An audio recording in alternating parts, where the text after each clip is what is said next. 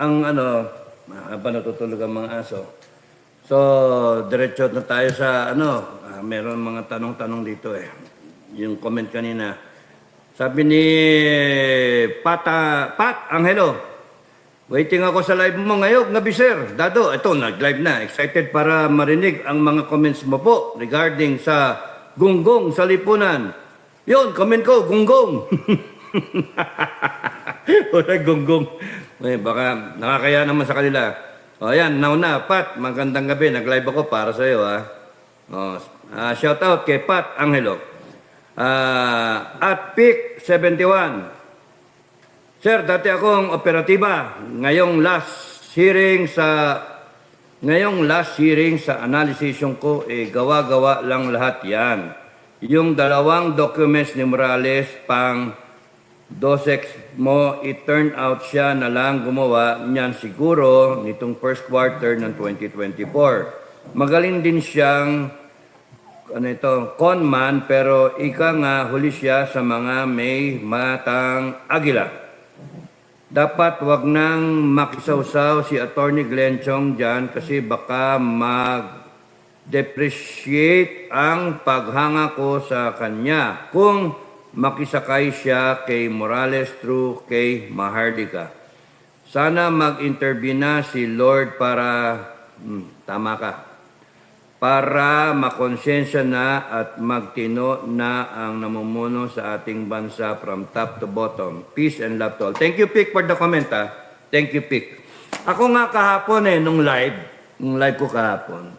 Kaya ako nakapag-live kahapon kasi nga, I try to give my own opinion, thinking aloud tungkol dun sa CCTV footage, yung video. And turns out, yung iba sa ating mga kabrigada, nagagalit pa eh. Pinapangaralan pa ako at nagko-comment pa na trying to defend. Ay, naku, sinabi ko naman sa inyo kahapon, no? Kung titikas ng ulo ng iba nating kasama. Sinabi ko naman opinion ko, no? I don't give a shit kung ano kung hindi kayo maniwala. Huwag kayo maniwala, manood kayo sa iba. Kaya nga lang, ang concern ko lang, yung i-share ko lang sa inyo, yung iniisip ko. Ngayon, ayoko na mag-share. O, paano? Mag-isip ako, ayoko na mag-share. O, paano ngayon? Nakakainis yung iba. Ikaw pa yung mamasamain, ikaw pa yung walang niya. Tapos nung kakantingin ka pa, ang ayoko lang, makuryente tayo pare-parehas.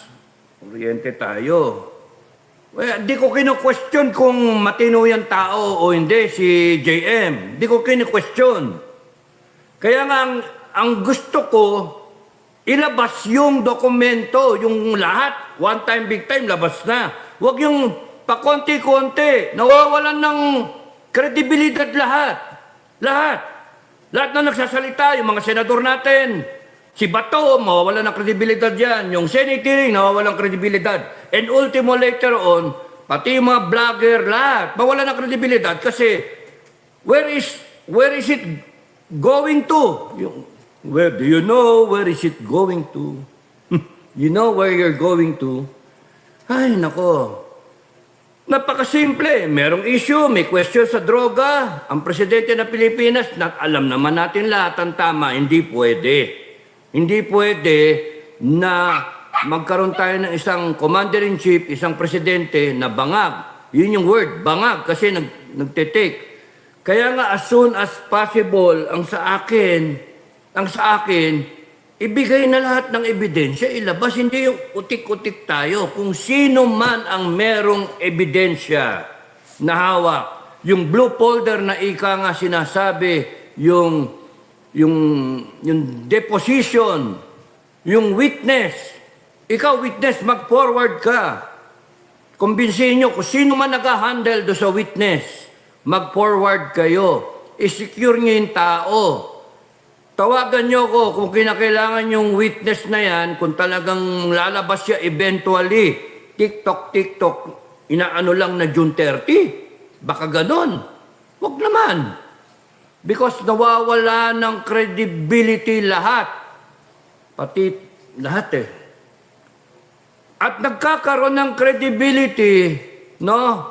Hindi naman credibility, bangag naman talaga yung presidente. Nagkakaroon siya ng sustainability. And nakakaisip, lumalakas. Yun yung problema. Kaka-hold on, papichi-pichi. Ayun sinasabi ko, kung sino man ang merong ebidensya, yun yung aking panawangan. Kung sino man ang merong ebidensya na hawak, ilabas nyo na lahat. Huwag nyo nang idanggel na ganyan. Huwag na. Nabababoy tayong lahat. Akala ninyo binababoy tayo ng mga Marcos. Pati kayo, binababoy nyo kami. Binababoy nyo yung Senado, binababoy nyo yung ebidensya. Yun yung akin.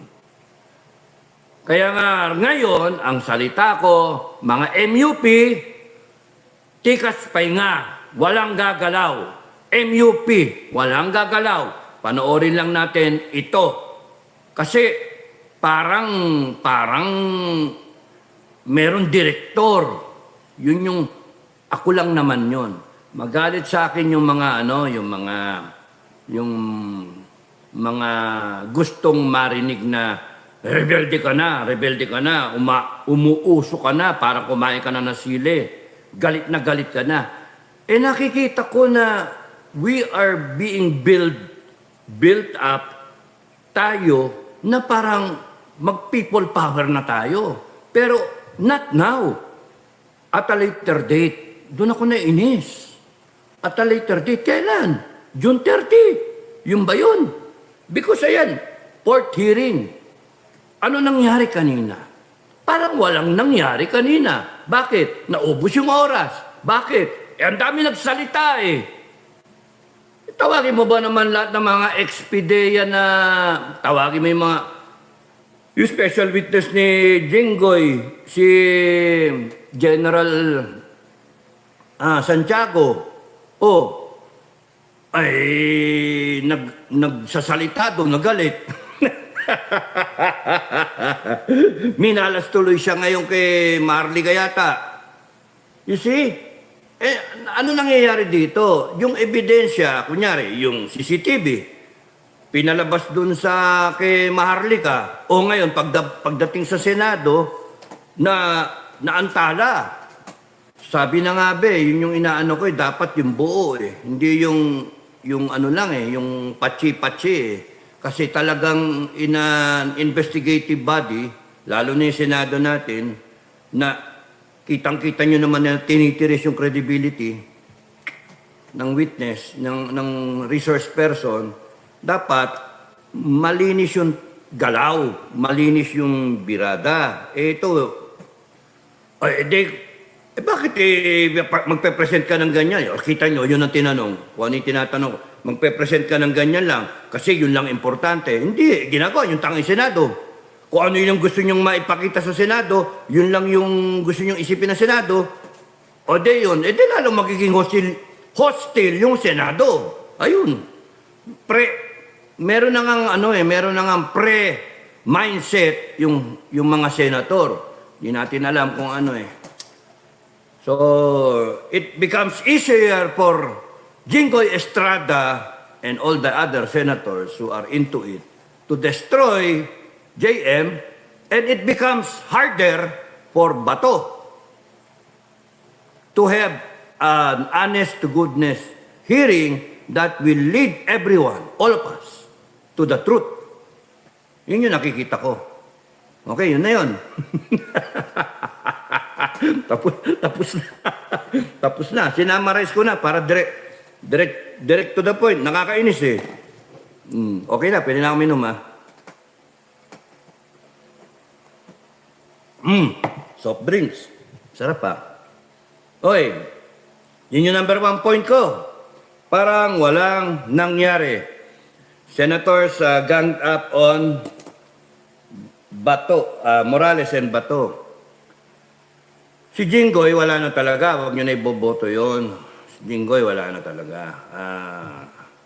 Ngayon may nag-convince nyo, ka-best friend niya si Sara, si Inday Sara. Nanonood naman siguro lahat. Lahat may comment. Lahat galit kay Jinggoy. Ano, what does Jinggoy have to prove, no? Senator na siya, nakikinabang siya sa Resolution 10, lahat naman sila eh. So, they can afford not to become senator. But, you know, Filipino people, maniwala kayo, makakabalik yan eh. Unless na talagang mag-resolve kayo, promise, Pexman, mag-blood compact tayong lahat, wag nang iboto yan. Blood compact tayo, blood compact. Kumatalas to. Ay, naiwa ako. So, mag-blood compact tayo, wag na natin iboboto yung mga walang... pero makakalusot yan, mare-recycle yung mga yan. 2025, kung ano, o 2028. Kakaboto lang kay Jinggoy eh. So you see, na-distract ng gusto si Bato. Tama na yung kanina eh, oh. Oh, sige. Sino yun? Enriquez. Hindi ko mag-anak yun. Si Enriquez, Mezey, no? Sinasabi niya, siya yung nasa pinakita doon sa CCTV. Starring yung likod niya. O sige, maraming sumagot sa inyo sa akin na kaya binlur, advice ng lawyer, etc. etc. Yun, hindi nyo nakita yung point eh. Tinatanong ko, i-blur mo yun. What's the point na i-blur nga? Sasabihin nyo sa akin, in-advise ng lawyer. And then, ipapakita mo sa Senado. Kasi hiningi na Senado, yung hindi naka-blur.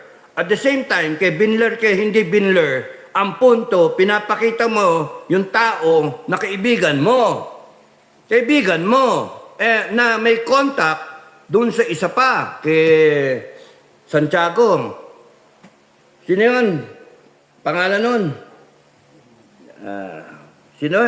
Alam niyo ba yung pangalan ng isa? Nasa end ng telepono? Yung peke-peke, no? Pikoy. So, yun, thank you, Pikoy. So, you see,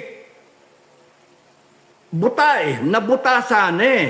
Nabuta. Hindi niya alam siguro na nabinibideo siya na naka-CCTV. Hindi niya alam. Kaya he comes out.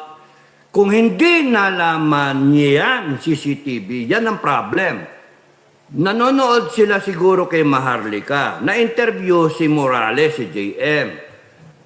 JM, you should have that discipline.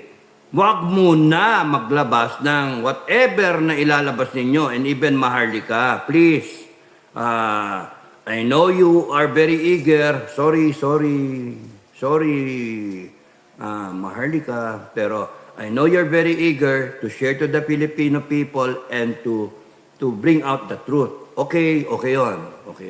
But there are instances na you've got to have that discipline na hindi mabigyan o ma-preempt yung kabila. Ayun. Nalaman nila na video, sinabi na nga ni JM noong last hearing eh. Tapos nun, yun nga, epekto no, tapos na CCTV.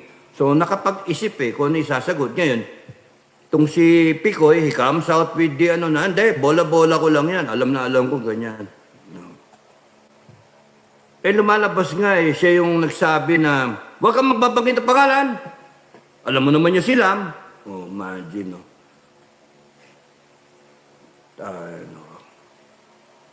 Kaya nga yung mga nagsasalita at yung sinasabihan ako na yung nagko-comment na, paano ngayon yan? Yung nanggaganon pa, paano ngayon, sir? Ano yung CCTV? Hindi scripted. Ano? How can you say na hindi scripted? Hindi nga natalakay ng gusto. Hindi nga na-cross-examine eh. Hindi nga natinig yung buong CCTV, hindi nga nakita eh. Kasi nga, sumingi itong Jinggoy, pinalabas yung star witness niya, si General Santiago, ex-PIDEA, Director General, nagsasalita, sumunod naman yung isa, Diyos ko. Ayun, maya-maya, tapusin na natin itong hearing kasi ako yung maglilid ng prayer, sabi ni Bato. O di tapos, tayong lahat. Ha? Ganun na lang yun. Next hearing na lang. Alak na to, kuha, Question, fourth hearing. Wala pa yung picture, wala pa yung deposition. Ano daw, nakasabi na si Ochoa. What else do you expect from this hearing when there are signs already na yung kay Tolentino very subtle, Very subtle kasi naglabas siya ng statement.